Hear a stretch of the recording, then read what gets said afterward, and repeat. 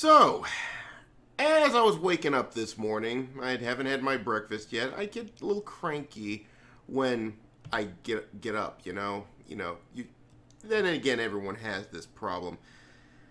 This came across my desk as I was getting up because I had a really late end last night, so pretty much slept through the entire morning. But I have to say right now, my first reaction was this to Liam Gray.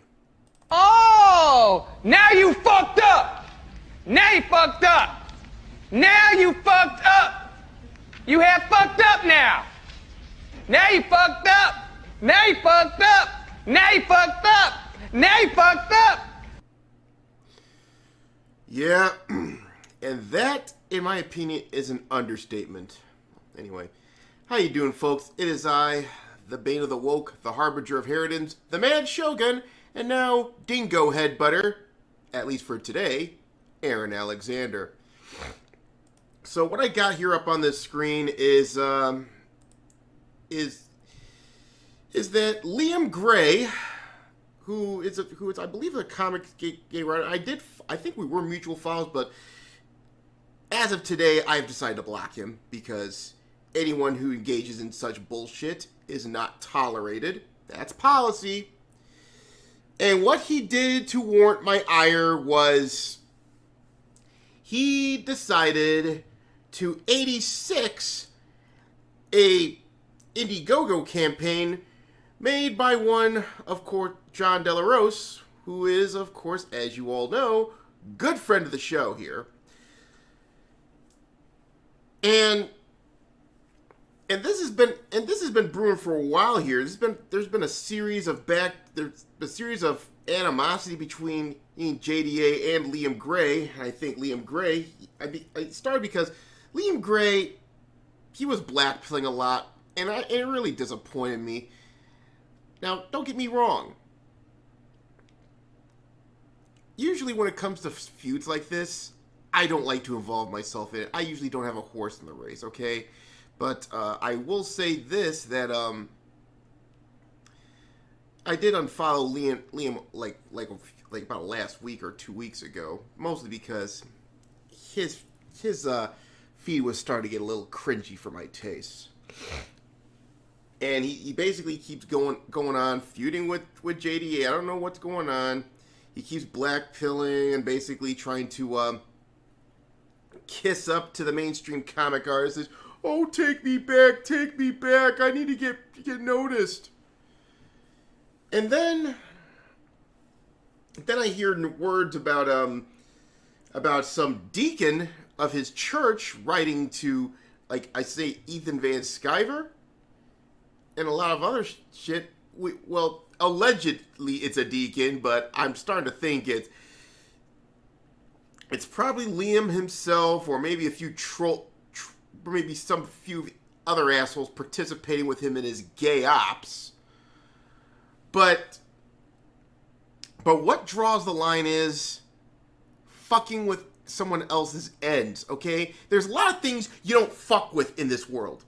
You don't fuck with another man's woman. You don't fuck with another man's pride.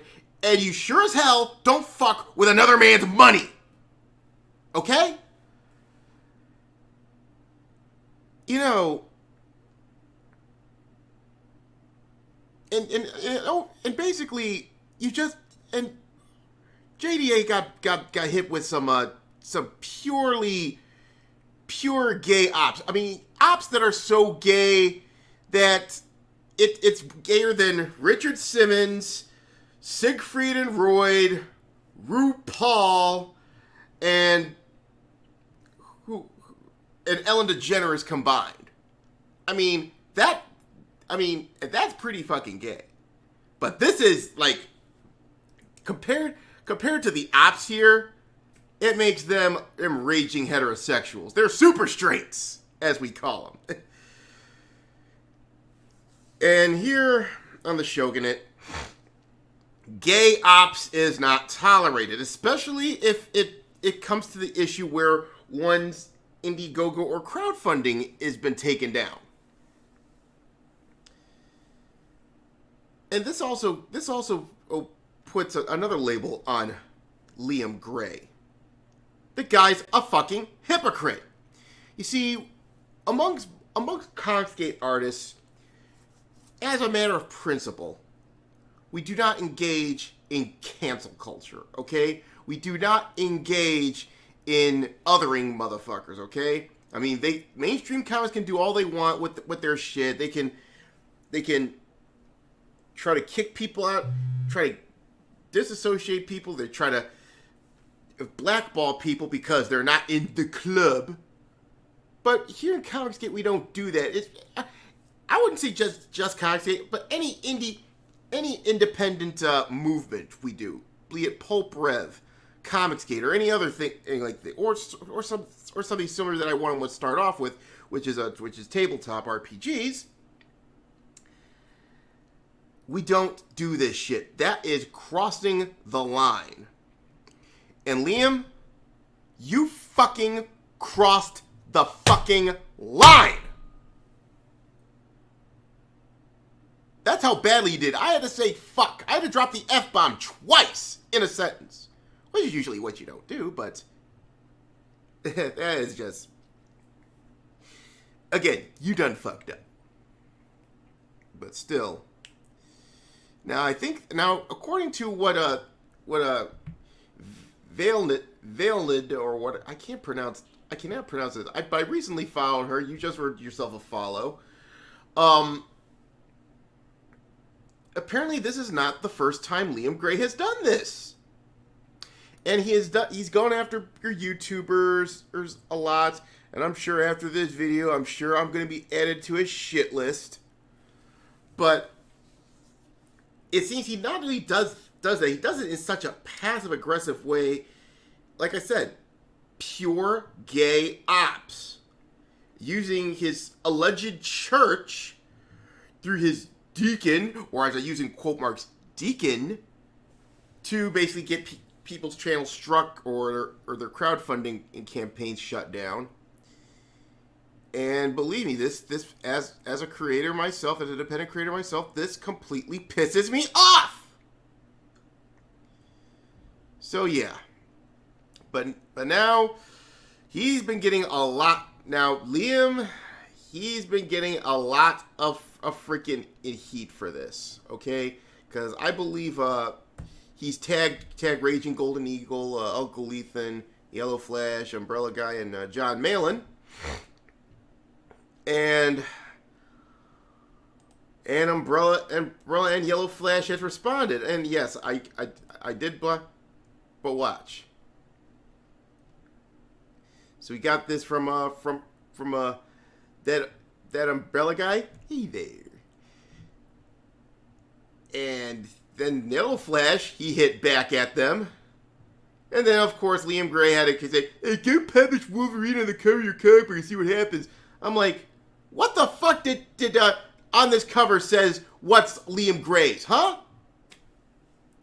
You're too chicken shit to do it yourself, so you gotta have your quote-unquote deacon for you, do it for you, or whatever gay ops crowd you're running with.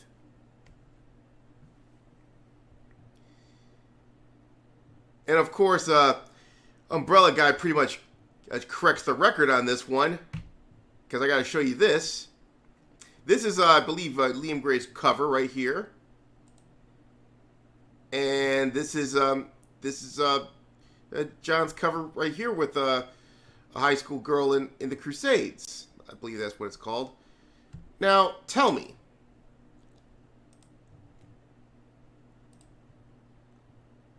I am not seeing any similarities here. This is vague at best. This is copyright trolling. You lying sack of shit, Liam. And of course, Liam Gray, as a result, has blocked Yellow Flash. Yeah. Liam, yeah, you really done fucked up. And as you know, in the past, I don't appreciate copyright trolling in any kind of form. this has happened to another good friend of the show, Martina Marcota, which we try to have on regularly, but like I said, she's been having some situations going on which I cannot elaborate in public. But if Martina is watching this, I hope she's still having a very speedy recovery. We'd like to see you back on the tent in the future. But this is the same shit that's happened to Martina Marcota when she raised another crowdfund after her first group of artists basically relegated her character Lady Alchemy to a tertiary role at best. And then when she raised $60,000 for a new graphic novel, Mutus Liber, which, by the way, it's in its final phase of coloring. We haven't got an update in about a month, but I'm sure it is chugging onto the finish line, and we are pulling for the guys over there, and hopefully we get a great product out there for y'all. I can't wait to check it out. And but like I said, the first group of artists copyright trolled her, and she ended up in litigation, which she has won her case. And of course, I'm sure that those assholes are appealing.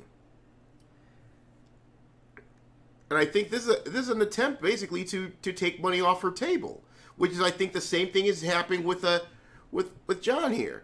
He's getting money taken off the table by some vindictive little bitch who obviously, for someone who's the #1 crowdfunder of comics in Australia, you sure acting like you're a non-talent guy. You sure acting like you're one of those SIFWA morons. But seriously, if you got beef with someone, that's fine. You got beef with someone. But what you don't do is you fuck with someone's ends, okay? That's how fists start flying. That's when a fist starts flying. Now, when it comes to as far as Indiegogo, as High School Girl in the Crusades, well, it is back up. And by the way, congratulations to John De La Rose for making your goal, which was on the 26th of February, which was about, I want to say last weekend. Hit this goal of $13,721, and I think it's in demand, which this is the first time I would say that John De La Rose has done this. I don't know. He's gonna have to.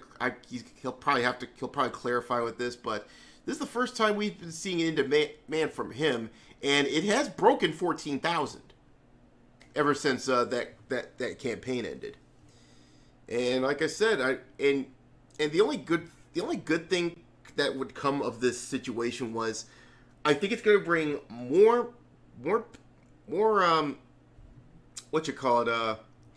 more traction to his campaign now. So I will say it's a sort of a net benefit, which means you done failed, Liam. So because of your failure, Liam, this is what's going to happen with John De La Rose with his in-demand and post-crowdfunding thing with a High School Girl in the Crusades. This is what's going to happen right now. Donations.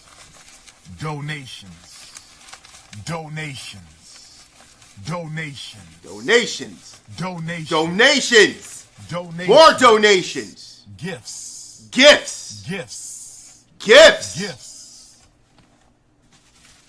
More gifts. And more gifts, and more gifts, more donations, and more gifts. Hope you're proud of yourself, Liam, you jackass! Well, anyway. So yeah, tomorrow is the 10th, by the way, and we're going to go over a couple things. I think a running theme is, like last week, we had a bit of a theme of the end, a funeral for a certain certain brands, which unfortunately the stream didn't go as well as I planned because the music drowned out almost the entire stream. But I think this week we're gonna sort of unintentionally continue in that theme because two studios it looks like we're gonna be adding to the cemetery, and of course an entire nation getting canceled because of the acts of one's government. And we will be talking about this in detail on tomorrow's edition of the Shogun's Tent. So, I hope you catch up for that. Oh, and by the way, I will also be talking on tomorrow on the tent about a certain little side project that I'm going to be doing for a certain event, which I'll talk about this on the tent. Okay, I'm just going to go ahead and spoil it. It's the OSR Supplemental Game Jam, which is going on right now. I believe it started yesterday afternoon, and I have said on Discord or on private conversations that I will be making a submission, but I will go to it in detail, tomorrow on the tent. Okay, so that's all I got to say for now. So fuck you, Liam Gray, and for everyone else, take care. Talk to you later.